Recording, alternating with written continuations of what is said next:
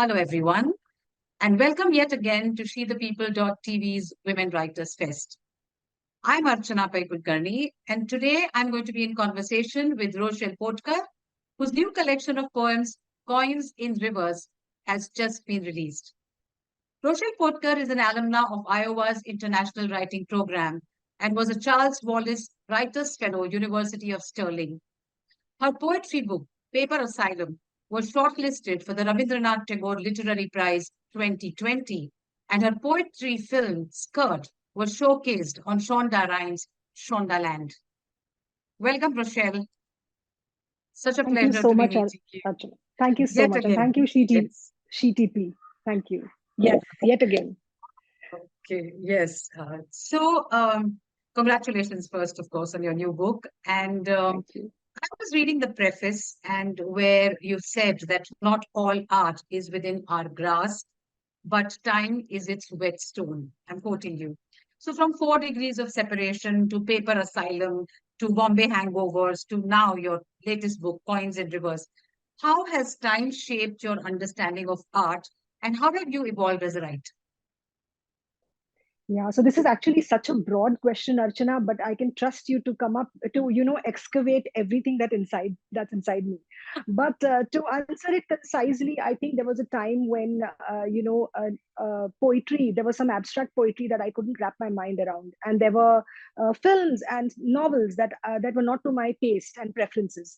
But over time, as I have evolved, so have I been able to consume different kinds and been open to different kinds of genres, whether it's poetry, film, movies, or novels. So that's the same thing that happens even in the art we write. We evolve, and what we didn't quote before as themes suddenly start becoming important. If I didn't quote abstract and I only wrote concrete, with concrete anchorage, now that seems to change. So I think there's a constant evolution, and I feel both as a reader and as a writer, we undergo that. So I feel time, the artist, and the art, we are in a triangulate relationship. I was saying that that so resonates with me. And so that means, it's normally said that you should write only about what you know. So you have graduated from there to what you don't know. That's what you're exploring now. Yes, Beyond that, yes, is that what you're trying to say? yes, Yes. yes, absolutely. And also to be open to things outside your comfort zone, genres outside your comfort zone, Yes. mixed Yes. genres. Yeah. Yes. Yes. Thank you so much for that. Well, this collection of poems covers a very wide range of topics. I mean, I was like amazed. It's people, places, phenomena, stars, women's bodies, women's issues, desire, war, and so on. So I couldn't help thinking that maybe this is a planned collection, or did it? Because you always say that, wild writing is your way of writing. So I was wondering whether this was planned, does this happen over a course of time, and was this a planned collection, or can So, you tell us so that? yeah. So, unlike my novels and screenplays, which have outlines and they have plans, my poetry has never followed an outline or a plan, because I think poetry in itself is one exhalation. Okay, each poem, it's like a wild animal attacking you in your wilderness, and it's strong. You just have to write it down. Later, you may edit one, two lines, page breaks. Line breaks, space on the page, word count, but not when you're doing it like. The words flake off later. So for me too, these were pennings and jottings that happened as I went along, as different things. The whole world that we live in, there's so much of turbulence that it just seeps through, and then it needs to be brought out, and then you bring it out in your ink and your word and way. And so then it came off. But then what I noticed is eventually when I sat down, like there's one. Like a ghanti that rings when it's nearly 100 pieces, that publisher nearly takes 100 pieces. More than that, it becomes a very big book, or it becomes your next book. So I think by the 100th piece, I was like, okay, I need to stop. When I was categorizing it, I realized that they fell under certain sections, and then they became all of these. But I've always felt this with my poetry books, they move from concentric expanding circles outwards. Like first it's the personal, or it's the sensual, and then it's social, familial, political, world, and then it even goes to probably the stars and the galaxies. So I always think it's like almost navel gazing to stargazing, but it's everything, it's even the environment. So And also, Archana, there's something with the Japanese short poetry forms believe that they say that when they juxtapose different images in haiku, and they juxtapose imagery in haibun, sometimes only the essence connects, and sometimes not even that, but eventually all of your life will come together like a mosaic. So this book comes together like a mosaic. Anything you write is yours. That's really beautiful. And how long have you been working on this collection? I mean, between your last book and this book, what is the time period? Yeah, yeah. So my last book, Bombay Hangovers, came out in 2021.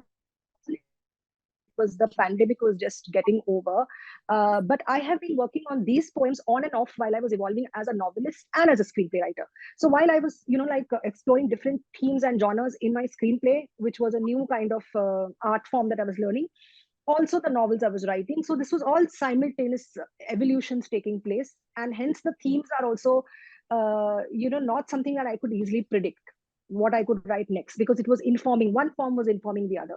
So I think they took these poems took a long time, like they took a long time to be written and collated. This was, as a poetry manuscript, was also longlisted and shortlisted at two international prizes, and of course it had a different name then. And finally this came together, and this, they say each book has its own journey, each poem has its own journey, so this book had its own little journey. So, now, your poetry merges two art forms, stories and verse. Now, at first, I want to know if this is deliberate. And well, you could write fiction if you want to tell a story. You have been a fiction writer. And what dimension does narrating a story in verse add? In fact, you've spoken somewhere else that you were tending to fiction while poetry waited patiently for your attention. So, how and when did things change? So, as a Haibunian, if you are familiar with the Haibun form, which is a prose poetry form, and there in itself there's an exprasis or a merger of haiku, which is poetry, and Haibun, which is the prose part, which is prose. So in that prose, you could have characters or you could have abstract thought. Basically, it's a narrative of an epiphany. So I was so used to writing the Haibun, but what I noticed is that you write things, okay, like if you write in multiple forms, you have a kind of how do you say, a crucible of all of those forms coming together. But in retrospect, when you see, I realize there's so much of character or characterization or a narrator, which is not me, not I the narrator, who takes the poem forward. Like strings in this book will have a brother and a sister, one is an artist, one is not an artist, who knows life better. Or there's Harry Mendonça, which is a comical poem. Or there's the girl from Lal Bazaar, which also was shortlisted at an Irish competition, and like shortlisted for the prize. Again, she's a girl. She's a subaltern girl, or she's a girl who moves up the trajectory and breaks every hierarchy of oppression.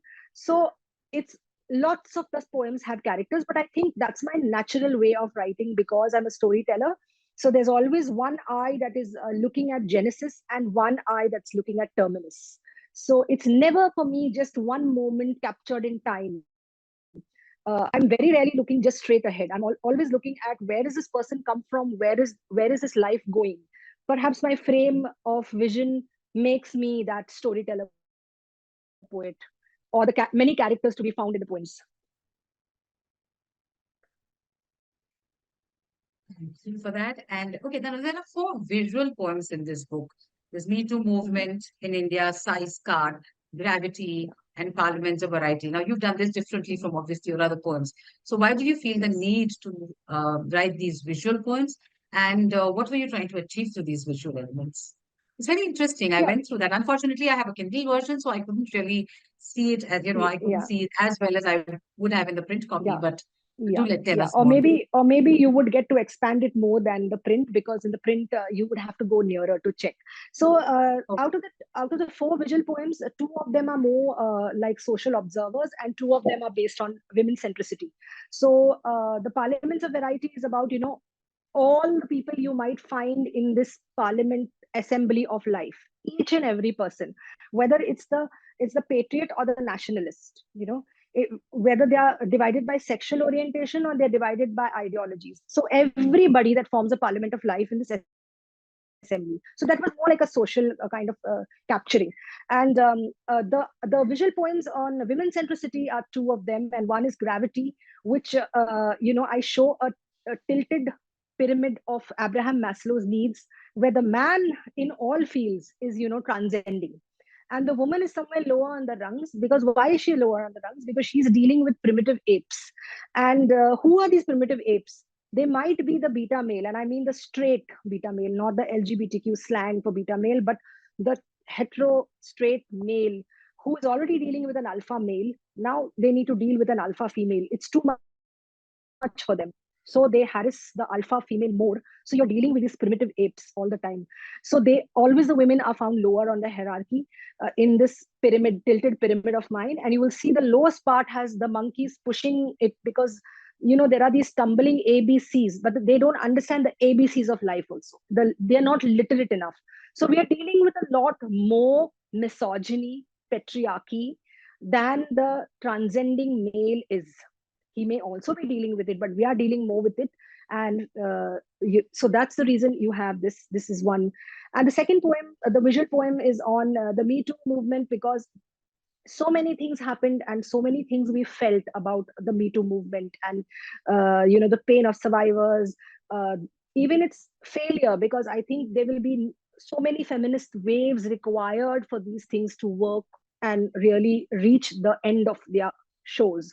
But at least it has begun. But what I thought, one of the strands of thought in this poem is the opportunities versus risk that women face when they expose men, and how some men are dispensable and some are indispensable. So you don't reveal all the men. It goes by the what you are set to lose. Not every woman is ready to lose everything to risk naming the person.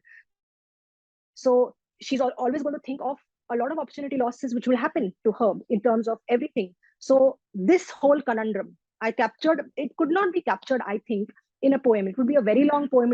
Would have been perhaps a novel then. So either that or this. Sometimes poems allow you that. Poems in itself allow you to encapsulate abstract thoughts, and sometimes a visual poem nails it pakka. Like you can't do that with even a poem. You had to do it with a visual poem. So, and I had the graph a little tilted. Instead of it's going this way like a business graph, it's going that way, just for a poetic kind of yeah difference. Yes, that was really interesting.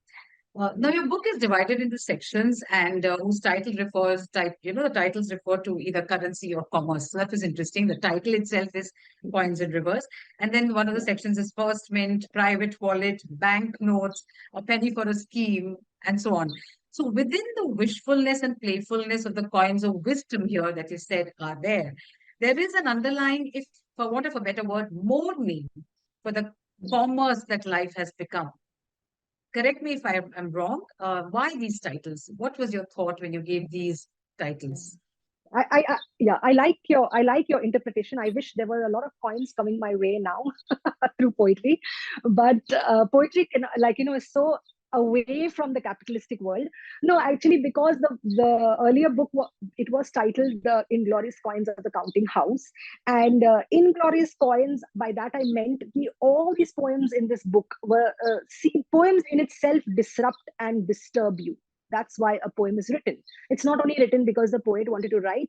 The poet wrote it because they were disturbed about something. They wanted an equilibrium or balance. But in the process, the reader starts thinking of what the poet felt. So in itself, poems are disruptive and they are disturbing and they sometimes are derailing. So I felt they were so mischievous. So in a lighter vein, I called them the inglorious coins of this counting house, which is the book.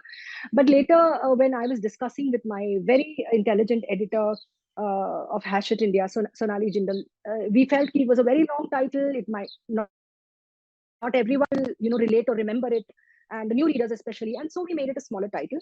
But I kept to the imagery of coins because coins in rivers became even more than inglorious then after a while, because they became too faceted. Whose tale are you telling?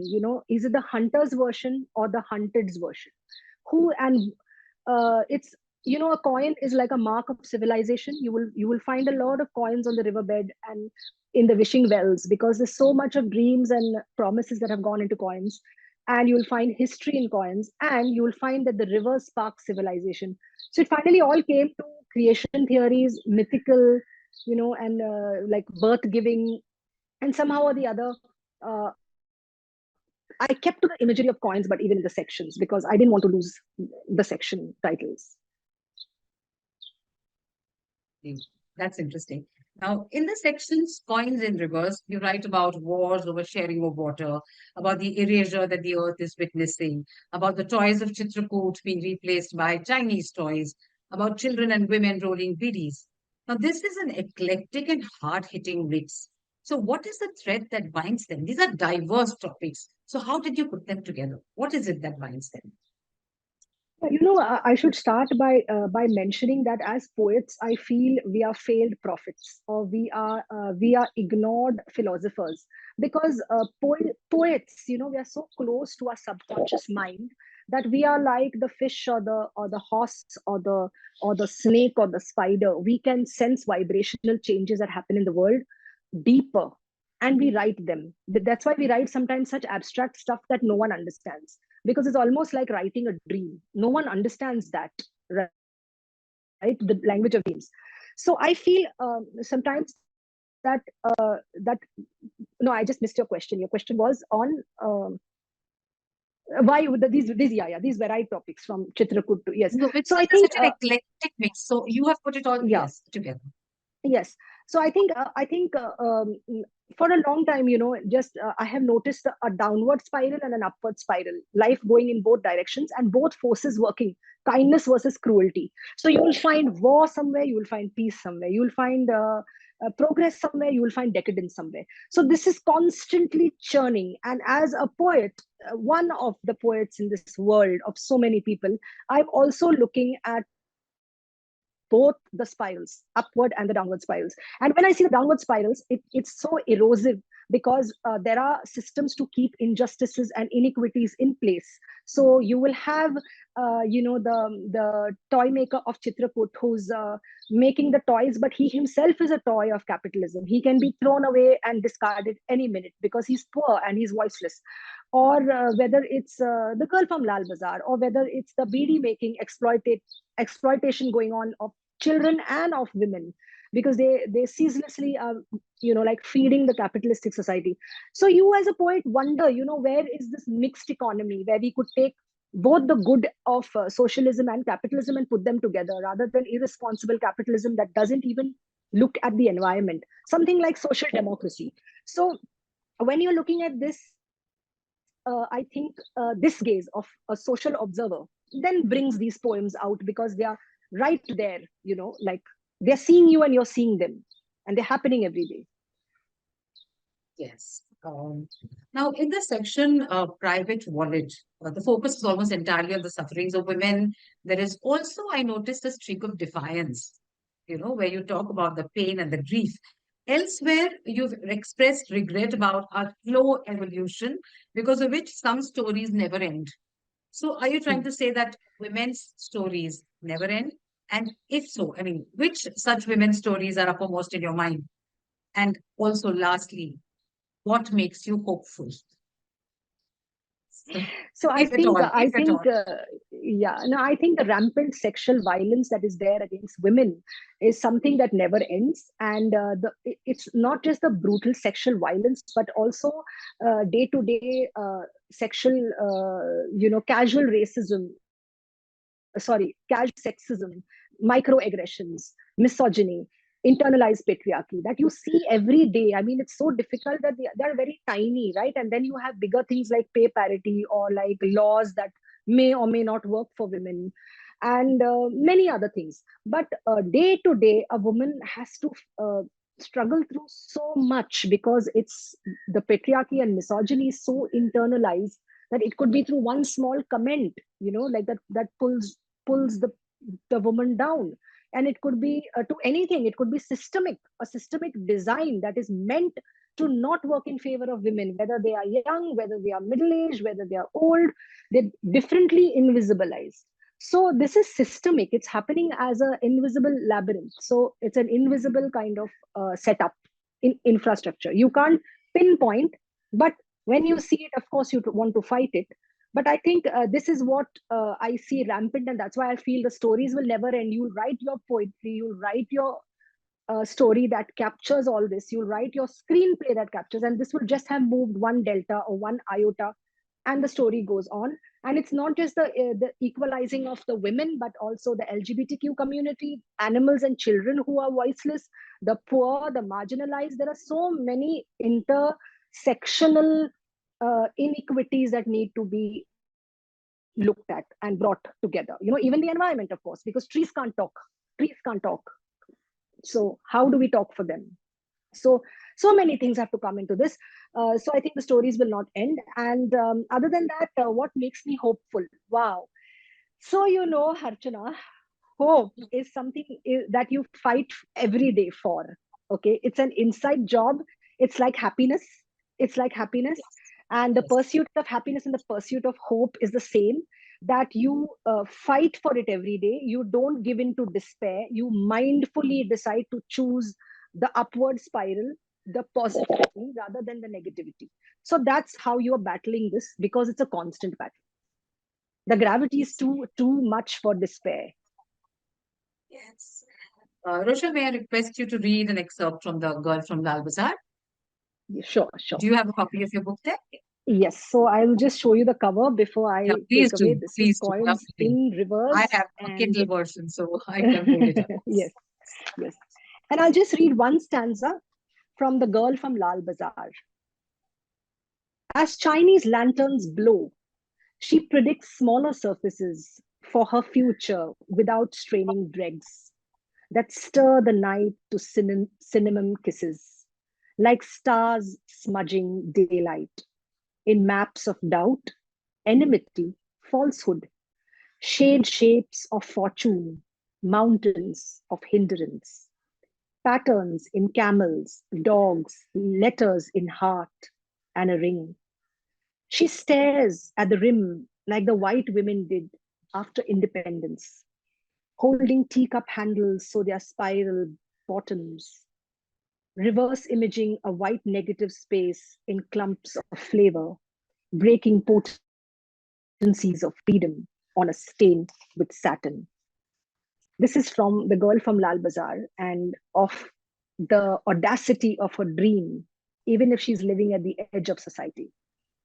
And Would you I like to think read another somewhere we poem? all, And it's yeah, yeah, and somewhere sorry, no, go on. we all love rags to riches stories, because liberation stories, transformational stories is what we want, because we want to transform not only to our best selves, but have others with us walk the best path, right? We want to share that journey. So Okay, would let you me like see to which read are the poem. another? Yeah, Yeah, just yeah, sure, another. sure. Please. Uh, yeah, so let me just take a look. I mean, if you have any favorite, that would be really nice. But otherwise, I'm just, yeah, I There think I'll read is a little bit of. I'll read Surrender, but just sure. Please. to, yeah. But if I read these first two stanzas, you will have to read the rest. Uh, I'm telling you and the listener, because otherwise it's very misleading. The first two stanzas. Yes. Okay. If I were a country, you would be a journalist.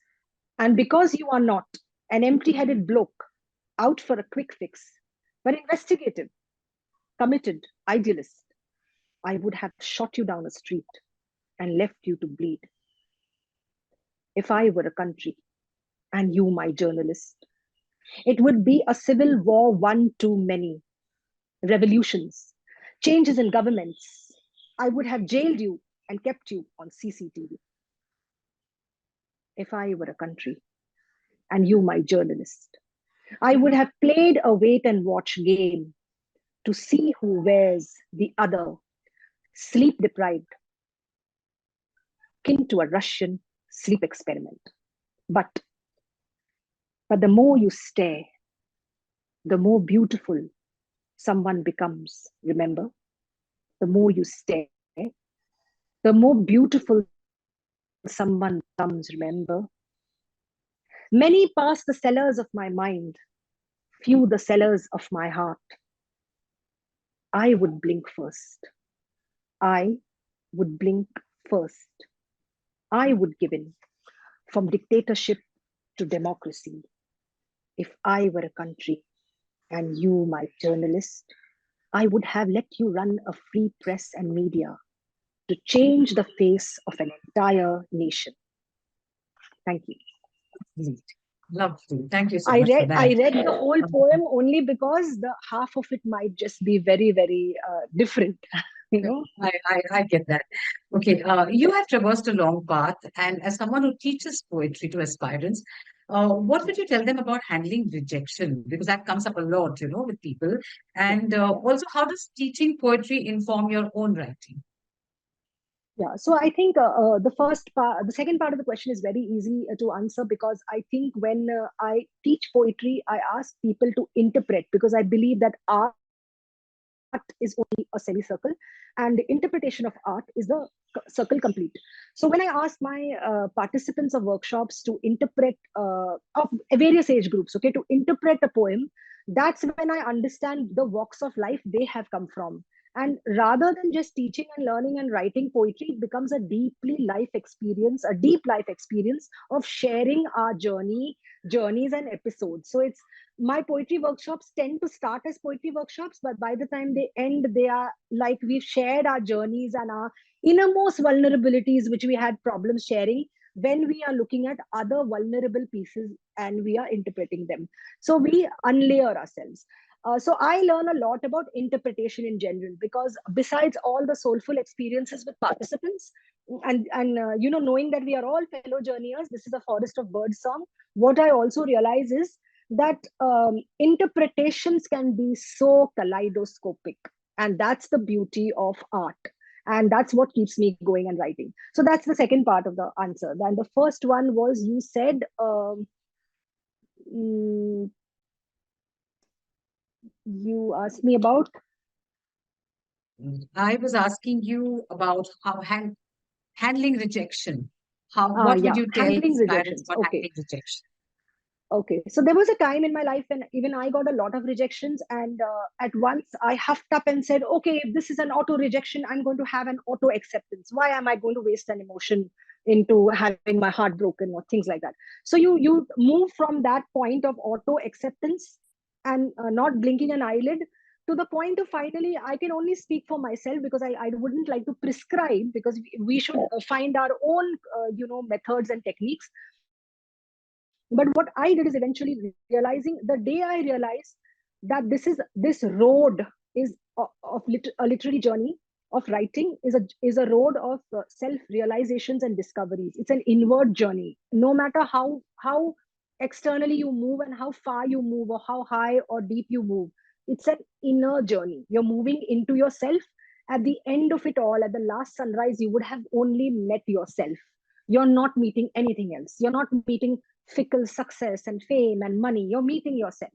So when I realized this is a journey, this is not a race. So rejection and all comes from the race theories of, oh my god, I also want to get published, that person got published, this person got published. It's a race, it's not a race. Once you realize it's a journey, you have to have setbacks and failures, because they are going to teach you more than successes and fame. The setbacks will teach you more lessons, is going to enrich you, and you must be greedy enough to want to know that, because you are discovering yourself. So once it becomes an inner journey, it becomes very enriching. You automatically get success and fame because you are already internally fulfilled. You're not looking out for it. When you're not looking for it out for it, it is looking out for you. Actually, that's how it works. The Oh, universe is that's a hide and seek mechanism that says, okay, you're not looking for this, then I'm giving this to you. Then, and if you're looking for it, then I'm going to hide it. It plays the luka chupi game. But besides all that, it's an inner journey. So once you realize inner journeys will have ups and downs, and the downs will be more enriching than the ups, you will never care for rejections. Actually, you will just keep rolling on every day to explore and experiment more and learn something more about yourself and life. So it becomes that. So That's a lovely piece of advice, Rochelle. Thanks so much for that. Now, I Yeah. want to know, do you feel guilty about writing, say, about the small pleasures of maybe eating a mango, small joys that take us through the day? Because there are wars going on, children are dying, there's so much sorrow. So would that come across as insensitivity? Do you think writing has changed now? Yeah. So this is a very interesting and very deep question, Archana, because the pandemic was one kind of sorrow, okay, because of its uncertainties and people dying all around you. Then there was I remember the pandemic was still going on when Chinese expansionism started, and you were wondering, this is bizarre. Then there was the Ukraine and the Russian war that started, or that was again you couldn't comprehend because we're just out of a pandemic.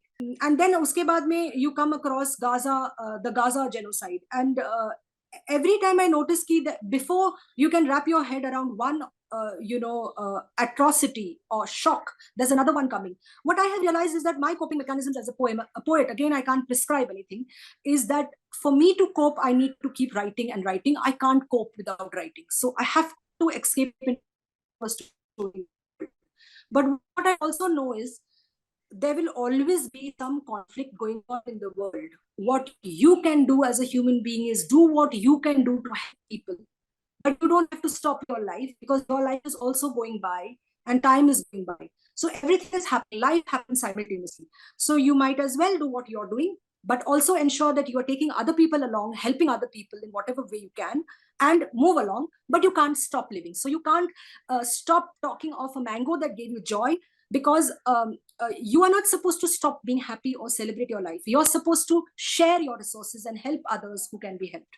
You are not supposed to. I mean, we do have the survivor's guilt and all, but if nothing can be done about that, then there's no impact. I would prefer it to have an impact, like I go and help someone. That is better than just feeling guilty in a corner and not enjoying the mango, so you also don't live and you can't help others, and it's a no-win situation for anybody. And what I'm noticing is that the world conflicts and wars keep happening for every, like, except humanitarian. No one cares about humanity and humanitarian needs. Everyone is after economics, expansionism, territorial, sometimes religious, ethnicity, all these very, I think, futile and downward spiraling causes. Nothing that takes you higher.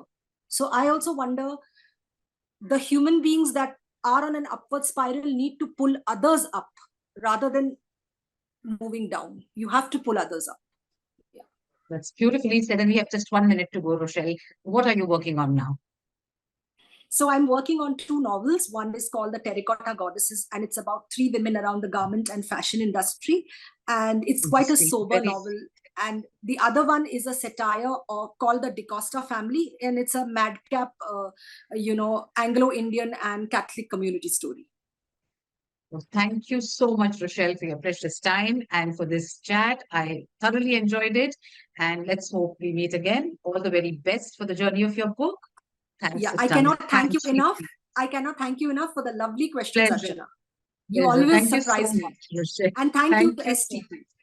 Yeah. Yes. Thank you so much.